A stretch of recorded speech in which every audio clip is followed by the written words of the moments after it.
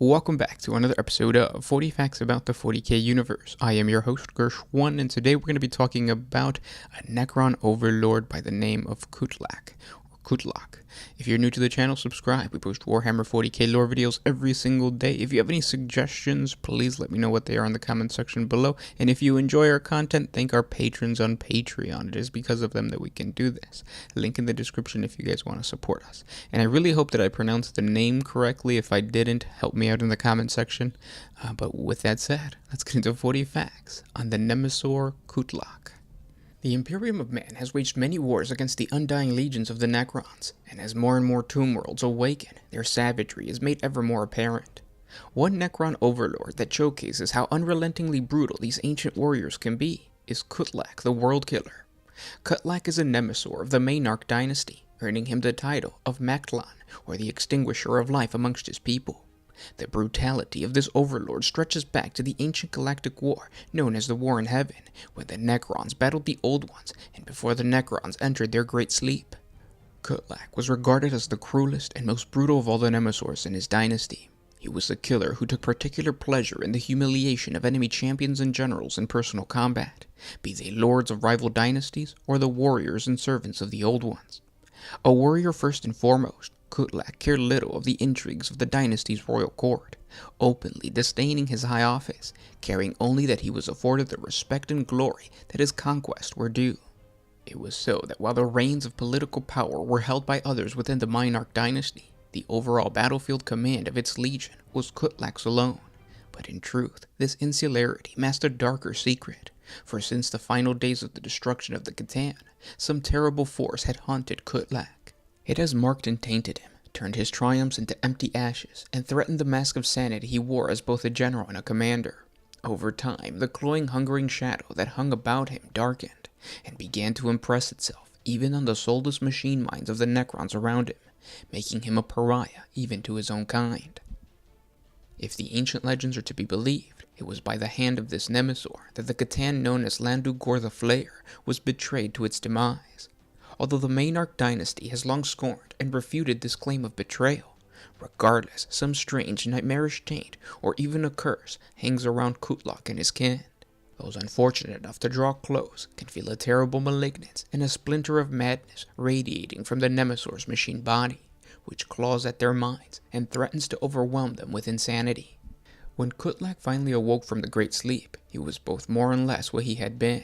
His eye lenses now blazed with an unhallowed cold light, a gaze that even other fellow Necron lords could not easily meet. In battle he is a terrifying figure, whose gliding android shell is blackened as if by fire and bedecked with skulls and bones of his victims. Sempiternal weave coats his necrodermis body. This ancient technology threads the exoskeleton with filaments of faith-hardened adamantium, making the Nemesor's body as strong as Space Marine Terminator armor. The Nemesor carries his dynasty's Obsidax, a specially crafted midnight black hyperblade that vibrates across dimensional states and can slice through a warrior, much like an Imperial's power weapon. This once proud and glory-hungry general has now become a nightmarish and near-silent monster, the eroded engrams of his mind, driven only by a burning desire to destroy the living and re-establish the rightful supremacy of his dynasty. Once Kutlak was able to fully awaken his warriors, he began his invasion. He led the Maynarch dynasty into the Imperial Orpheus sector on the edge of the Segmentum Tempestus. The attack was preceded by a communication blackout, which left the Orpheus sector cut in two. The Necrons advanced in two distinct lines of battle, one invading the sector from the outer darkness, with the second entering the sector from the galactic south and the territories of the former Lyax sector. Unable to call for help, the entire eastern half of the Orpheus sector succumbed quickly, with only the Space Marines of the Angel's Revenant chapter putting up a true fight, but even their sacrifice was not enough to stop the Xeno advance. 100 solar days after the Necrons' offensive began, the silence was broken, and a tide of astropathic warnings and distress signals reached the Orpheus sector's capital world of Amara Prime. Only now realizing that it had come under attack, the Imperium mobilized its vast armies, but it could not prevent the Drusian subsector from being overrun. To the Imperium's surprise, Kutlak stopped his advance after 100 solar days. As tradition deemed it, their enemies would be given 2 cycles of the ancient Necron tier moon to prepare themselves to meet their death. The Orpheus sector's Imperial governor, Celeborn used this time to turn his world, Amara Prime, into a fortress, stripping other worlds of their defenses and transferring them to Amara. Crusading forces and reinforcements allocated to purge the chaos-ridden Chimerium system were rerouted to Amara, including armies drawn from the Necromundan regiments and the fearsome Death Corps of Krieg of the Imperial Guard. Most importantly, perhaps, the entire Space Marine chapter of the Minotaurs, under the chapter master Asterion Moloch, joined the defenders of Amara. And yet this stronghold of Imperial might was laid low in a single solar day, when the Necrons almost entirely destroyed the powerful battle fleet defending the planet and landed their troops unopposed on their surface. Had it not been for the desperate counterattack of the Minotaur's chapter fleet, the stoic resistance of the Death Corps, total victory would have been achieved. Yet through great sacrifice and bloody determination, Moloch faced Kutlak on the bridge of his flagship, the Carrion-class tomb ship, Dead Hand.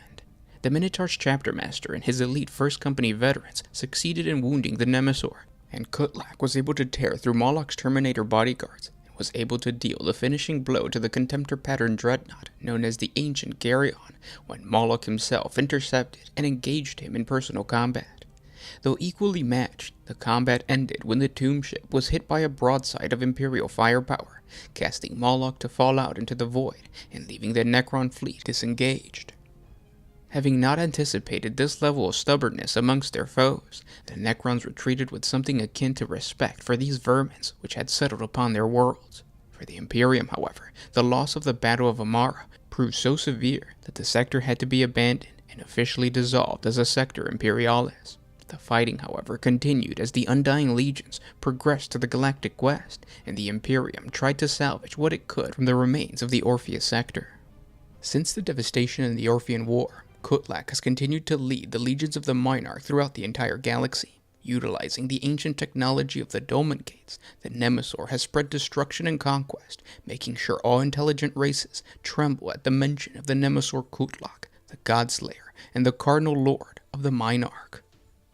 And those were 40 facts on the Nemesor Kutlak, the World Killer. I hope you guys enjoyed this video. If you did, share it with your friends on Facebook, Reddit. If they are starting a Necron army, show them this video so that they can either get inspired to create their own Necron overlord, or they just pick up Kutlak himself and start painting in the Legion of Monarch color scheme. Thank you guys so much for listening, and I will talk to you guys tomorrow. This was Gersh1 with One Mind Syndicate signing out. Oh,